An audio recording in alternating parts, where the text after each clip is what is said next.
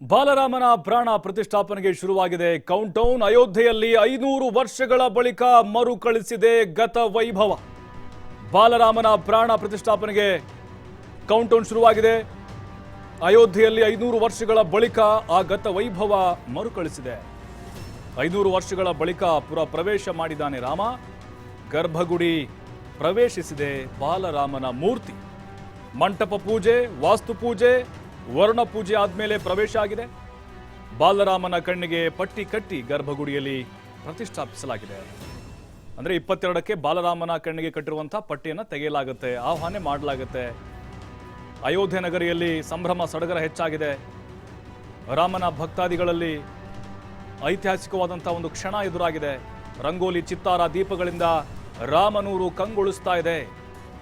ನೋಡಿ, ಇಡೀ ಅಯೋಧ್ಯೆ ದೀಪಾಲಂಕಾರಗಳಿಂದ ಕಂಗೊಳಿಸ್ತಾ ಇದೆ. 500 ವರ್ಷಗಳ ಹಿಂದೆ ಏನು ಗತ ವೈಭವ ಆ ಸಂದರ್ಭದಲ್ಲಿ ಸಂಭ್ರಮ ಸಡಗರ ಮನೆ ಮಾಡಿತ್ತೋ, 500 ವರ್ಷಗಳ ನಂತರ ಈಗ ಅಯೋಧ್ಯೆಯಲ್ಲಿ ಗತವೈಭವ ಮರುಕಳಿಸಿದೆ. ರಾಜ್ಯ ಬೀದಿಗಳು ದೀಪಾಲಂಕಾರಗಳಿಂದ ಕಂಗೊಳಿಸ್ತಾ ಇದೆ.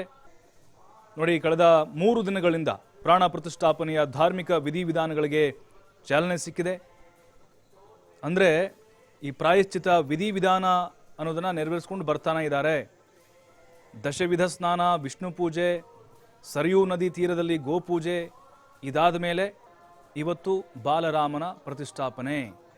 ಅದು ನಮ್ಮ ಹೆಮ್ಮೆಯ ಕನ್ನಡಿಗ ಅರುಣ್ ಯೋಗಿರಾಜ್ ಅವರು ಕೆತ್ತನೆ ಮಾಡಿದಂತಹ 50 ಅಡಿ ಬಾಲರಾಮನ ಮೂರ್ತಿ ಪ್ರತಿಷ್ಠಾಪನೆಯಾಗಿದೆ. ಗಣೇಶ ಅಂಬಿಕಾ ಪೂಜೆ, ಧಾರ್ಮಿಕ ವಿಧಿವಿಧಾನಗಳು, ವರ್ಣ ಪೂಜೆ, ಮಾತೃಕಾ ಪೂಜೆ, ಬ್ರಾಹ್ಮಣ ವರ್ಣ ಹಾಗೂ ವಾಸ್ತು ಪೂಜೆ ನೆರವೇರಿದೆ. ನೋಡಿ, ಈ ಒಂದು ಸಮಯಕ್ಕೋಸ್ಕರ ಕೋಟ್ಯಾನುಕೋಟಿ ಭಕ್ತಾದಿಗಳು, ಅದರಲ್ಲೂ ರಾಮ ಭಕ್ತರು ಕಾಯ್ತಾ ಇದ್ರು. ಸಕಲ ವಿಧಿವಿಧಾನಗಳ ಮೂಲಕ ಬಾಲರಾಮನನ್ನ ಗರ್ಭಗುಡಿಯಲ್ಲಿ ಪ್ರತಿಷ್ಠಾಪನೆಯನ್ನ ಮಾಡಲಾಗಿದೆ. ಅಲ್ಲಿ 22ಕ್ಕೆ ಅಂದರೆ ಬಾಲರಾಮನ ಕಣ್ಣಿಗೆ ಒಂದು ಪಟ್ಟಿಯನ್ನು ಕಟ್ಟಿದ್ದಾರೆ ಈಗ ಸದ್ಯಕ್ಕೆ. ಅದನ್ನು ಅಲ್ಲಿ ಮುಕ್ತ ಮಾಡಲಾಗುತ್ತೆ, ಆ ಪಟ್ಟಿನ ತೆಗೆಯಲಾಗುತ್ತೆ. ಅಲ್ಲಿ ಅಸಲಿಯಾದಂಥ ಒಂದು ಪೂಜಾ ವಿಧಿವಿಧಾನಗಳು ಶುರುವಾಗುತ್ತೆ. ಅಂದರೆ 22ಕ್ಕೆ ಪ್ರಾಣ ಪ್ರತಿಷ್ಠಾಪನಾ ಕಾರ್ಯ ಆಗುತ್ತೆ. ಇವೆಲ್ಲವೂ ಕಳೆದ 3 ದಿನಗಳಿಂದ ನಡೀತಾ ಇದ್ದಾವಲ್ಲ, ಇವು ಸಾಂಪ್ರದಾಯಿಕವಾದಂಥ ವಿಧಿವಿಧಾನಗಳು ನಡೀತಾ ಇದೆ.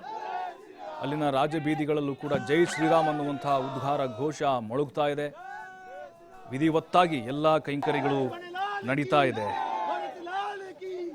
ಭಕ್ತಾದಿಗಳ ಪಾಲಿಗೆ ಈಗ ಜೈ ಶ್ರೀರಾಮ್ ಅನ್ನುವಂಥ ಒಂದು ಘೋಷಣೆ, ರಾಮ ಮಂದಿರ ಉದ್ಘಾಟನೆಯ ಒಂದು ಭಾಗ್ಯ, 500 ವರ್ಷಗಳ ಒಂದು ಕನಸು ನನಸಾಗುವಂಥ ಒಂದು ಸಮಯ. ಈಗ ನಿರಂತರವಾಗಿ ರಾಮ ಜನ್ಮಭೂಮಿಯಲ್ಲಿ ಈಗ ಪೂಜಾ ಕೈಂಕರ್ಯಗಳು, ನಿನ್ನೆ ಆ ಮಂಟಪವನ್ನು ಪ್ರವೇಶ ಮಾಡ್ತು, ಇವತ್ತು ಗರ್ಭಗುಡಿ, ನಿನ್ನೆ ಪ್ರದಕ್ಷಿಣೆ ಆಗಿರ್ಬೋದು, ಪಲ್ಲಕ್ಕಿ ಉತ್ಸವ ಆಗಿರ್ಬೋದು, ಸರಯೂ ನದಿಯ ತಟದಲ್ಲಿ ಗೋಪೂಜೆ ಆಗಿರ್ಬೋದು, ಮಂಗಳವಾದ್ಯಗಳ ಮೂಲಕ ಮೆರವಣಿಗೆ ಆಗಿರ್ಬೋದು, ಆಮೇಲೆ ರಂಗೋಲಿಗಳ ಚಿತ್ತಾರ ಕಂಪ್ಲೀಟ್ ಆಗಿ ಅಯೋಧ್ಯೆಯ ಆ ಒಂದು ಬೀದಿಗಳು ರಂಗೋಲಿಗಳಿಂದ ಕಂಗೊಳಿಸ್ತಾ ಇದ್ದಾವೆ. ಮತ್ತು ವಿವಿಧ ಕಲಾಕೃತಿಗಳು ಗಮನವನ್ನು ಸೆಳೀತಾ ಇದ್ದಾವೆ.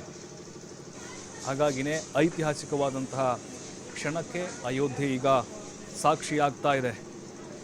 ಪ್ರಾಣ ಪ್ರತಿಷ್ಠಾಪನೆಯ ಧಾರ್ಮಿಕ ವಿಧಿವಿಧಾನಗಳು ನೆರವೇರ್ತಾ ಇದೆ ಕಳೆದ 3 ದಿನಗಳಿಂದ.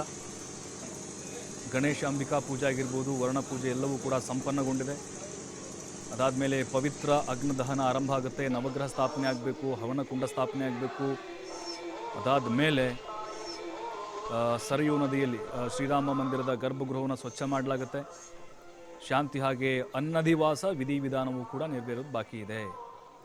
ರಾಮಲಲ್ಲಾ ವಿಗ್ರಹಕ್ಕೆ ಮತ್ತೆ ಜಲಾಭಿಷೇಕ ನೆರವೇರುತ್ತೆ.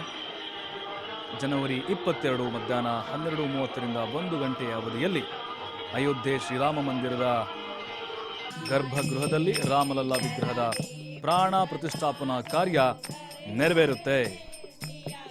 ಅಂದರೆ ಅಂತಿಮವಾದಂಥ ಒಂದು ವಿಧಿವಿಧಾನಗಳು. ಅದಾದಮೇಲೆ 23ರಿಂದ ಸಾರ್ವಜನಿಕರ ದರ್ಶನಕ್ಕೆ ಅನುವು ಮಾಡಿಕೊಡಲಾಗುತ್ತೆ. ಸಂಭ್ರಮ ಸಡಗರ ಮನೆ ಮಾಡಿದೆ. ರಾಮನ ಭಕ್ತರು, ಹನುಮನ ಭಕ್ತರು ಸಂಭ್ರಮದಿಂದ ಕುಣಿದು ಕುಪ್ಪಳಿಸ್ತಾ ಇದ್ದಾರೆ. ಎಷ್ಟೋ ಜನರ ಕನಸಾಗಿರುತ್ತೆ ಅಯೋಧ್ಯೆಗೆ ಹೋಗಬೇಕು, ಒಂಬಾರೆ ಆದರೂ ಕೂಡ ರಾಮನ ದರ್ಶನ ಮಾಡಬೇಕು ಅಂತ ಹೇಳಿ.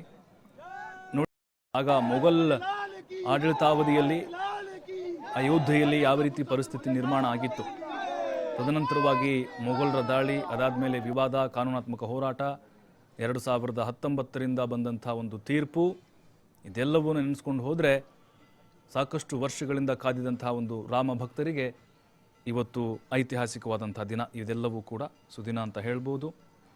ಹಾಗಾಗಿಲೇ ಪ್ರಾರ್ಥನೆಗಳು, ಆಚರಣೆಗಳು, ಭಜನೆಗಳು ಭರದಿಂದ ಸಾಗಿವೆ. ನಮ್ಮ ಕರ್ನಾಟಕದ ಮೈಸೂರು ಮೂಲದವರಾದಂಥ ಅರುಣ್ ಯೋಗಿರಾಜ್ ಅವರು ಕೆತ್ತಿದಂತಹ ಬಾಲರಾಮನ ಪ್ರತಿಷ್ಠಾಪನೆಯಾಗಿದೆ.